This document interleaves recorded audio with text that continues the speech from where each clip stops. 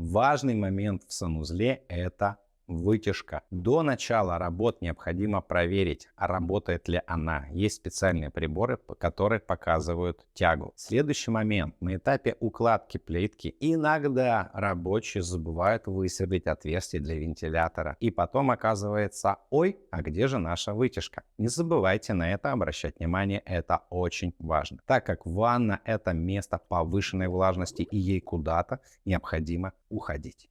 Ставьте плюс в комментариях и получите расчет стоимости вашего ремонта в 3 ценовых категориях.